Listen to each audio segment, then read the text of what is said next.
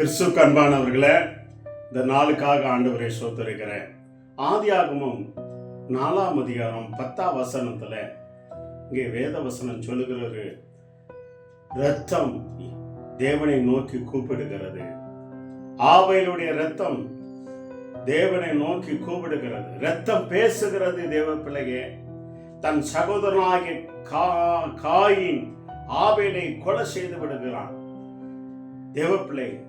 ஆனால் அங்கே என்ன பண்ணுகிறது? அந்த ரத்தம் தேவனை நோக்கி கூப்பிடுகிறது. நீங்கெல்லாம் நினைக்கலாம் ரத்தம் கூப்பிடுமான்னு சொல்லி. ஆனா ரத்தத்துல தான் உயிர் இருக்கிறது. ஒரு மனுஷனுக்குள்ள அவனு ஒருவேளை ஆக்சிடென்ட்ல இறந்தாலோ அவனை கொலை செய்து அவன் ரத்தம் போக போக அவன் தன் சுயநிலையில அப்படியே இறந்து கொண்டு போவான். ஆனா ரத்தத்துல உயிர் இருக்கிறது. தேவ பிள்ளைகளே, இந்த வார்த்தை கேட்டுக்கொண்டு இருக்கிற கொள்ளைக்காரனே, ஆண்டவர் உன்னை பார்த்து சொல்கிறார், நீ யாரெல்லாம் கொலை செய்தாய், அந்த இரத்தம் தேவனை நோக்கி கூப்பிடுகிறது. இரத்தம் பேசுகிறது. நீ அநியாயம் கொலை செய்தாயானால் அந்த இரத்தம் தேவனை நோக்கி கூப்பிடுகிறது. தேவ பிள்ளைகளே, சகோதரன் என்று பாராமல் காயின் தன் ஆபேலை கொலை செய்தான் என்று வேதத்திலே பார்க்கிறோம். ஆனா இரத்தம் பேசுகிறது. தேவ பிள்ளைங்க, ரத்தம் பேசுகிறது. தேவனே சொல்கிறார், ரத்தம் என்ன நோக்கி கூப்பிடுதுப்பா, என்கிட்ட பேசுது. நான் ஒரு பாவம் செய்யவில்லையே, என் சகோதரன் என்ன கொலை செய்து விட்டானே என்று சொல்லி ரத்தம் என்கிட்ட முறையிடுகிறது, உனக்காக முறையிடுகிறது. என் சகோதரன் என்னை கொலை செய்து விட்டான், என் மாமனார் என்னை கொலை செய்து விட்டான், என் மாமியாரை கொலை செய்து விட்டான், மனைவியை கொலை செய்து விட்டான், மகளை கொலை செய்து விட்டான். இந்த வார்த்தை கேட்டுக்கொண்டிருக்கிற தேவ பிள்ளையே, கொலைக்காரனே, நீ மனம் திரும்பு. ரத்தம் பேசுகிறது, கடவுளை நோக்கி பேசுகிறது.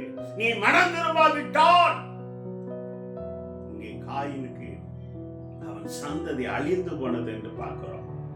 அவன் சந்ததி நோவா காலத்துக்கு முன்பாகவே அவன் சந்ததி அழிந்து போனது என்று பார்க்கிறோம். அது மட்டும் இல்ல, அவனுக்கு 7 விதமான சாபங்கள் அவனை பின்தொடர்கிறது. அன்னைக்கு அநேருக்கு சாபம் பின்தொடர்கிறதா? நீ செய்த கொலை நிமித்தம், நீ செய்த இரத்தத்து நிமித்தம். அந்த இரத்தம் கடவுள் இடத்துல பேசுகிறது, தேவன் இடத்துல பேசுகிறது, இயேசுவிடத்துல பேசுகிறது. இந்த வார்த்தை கேட்டுக்கொண்டு இருக்க தேவ பிள்ளையே, நீ இந்துவாயிரு, முஸ்லிமாயிரு, கிறிஸ்துவாயிரு, ஆனா நீ கொலை செய்தாயனா தேவ பிள்ளையே, அந்த ரத்தம் பேசும். தேவ பிள்ளையே, அது நிமித்தம் நீ சாபத்துக்குள்ளாக இருக்கிறாய், வேதனைக்குள்ளாக இருக்கிறாய், போராட்டத்துக்குள்ளாக இருக்கிறாய். எது எடுத்தாலும் உன் வாழ்க்கையில முன்னேற்றமே இல்லை. உழைக்கிறாய், ஆனா வேர்வை தண்ணி வருகிறது. அதுக்கேற்ற பலனில்லை. காரணம் என்ன? நீ செய்த கொலை, நீ செய்த பாவம். அந்த ரத்தம் தேவனிடத்துல பேசுகிறது. என் சகோதரன் என்னை கொலை செய்து விட்டார், என் சகோதரி என்னை கொலை செய்து விட்டாள், என் பிள்ளை என்னை கொலை செய்து விட்டது, என் பேரன் என்னை கொலை செய்து விட்டா. எத்தனை பேர் பேரன் தாத்தாவை பாட்டியை கொலை செய்ய பேரில் பார்க்க அந்த ரத்தம் பேசுகிறது. இந்த வார்த்தை கேட்டுக்கொண்டு இருக்கிற சகோதரனே, சகோதரியே, இன்னைக்கு நீ மனம் திரும்பு. நீ மனம் திரும்பு. நீ மனம் திரும்பாயானால் தேவனுடைய இரக்கம் கிடைக்கும்.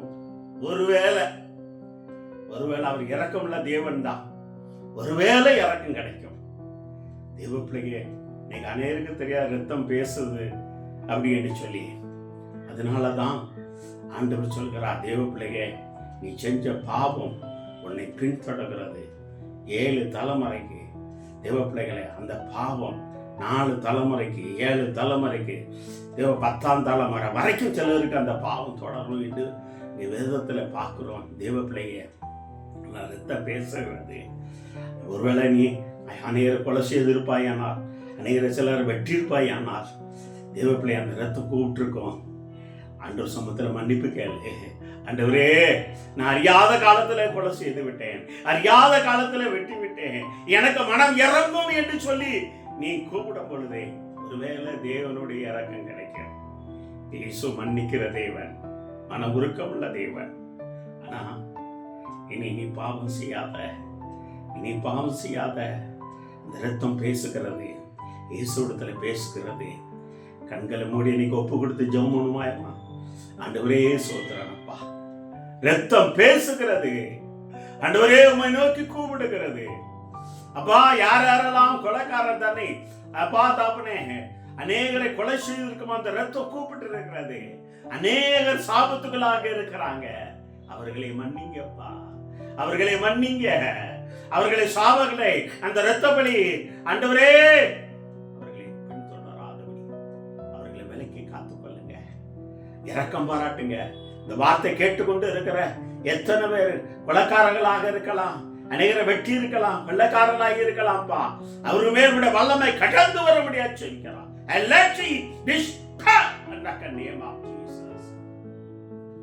கருத்தில் ஒப்பு கொடுக்கிறோம். ஒவ்வொரு மேலும் வல்லமை இறங்குறதுக்கா சோத்திரம். வெளியிடத்துக்கு ஆசீர்வதிங்கப்பா. இயேசுவின் நாமத்தால ஜெயம் எடுக்கிறோம் நல்ல தந்தையே. அமேன், அமேன், அமேன். தெய்வ பிள்ளைய ஜாதி வரி பிடித்து மத வரி பிடித்து அண்ணன் தம்பி சண்டையில நீங்க யாரையும் நீங்க கொலை செய்திருக்கலாம். அந்த ரத்தம் கடவுளை நோக்கி கூப்பிட்டு கொண்டு இருக்கிறது. அந்த கடவுளிடத்துல நீங்க இயேசு இடத்துல வரும் பொழுது அந்த பாவத்துல வந்து உங்களுக்கு விடுதலை கிடைக்கும். கர்த்தர் பெரிய காரியங்களை செய்வார். God bless you. ஆமென்.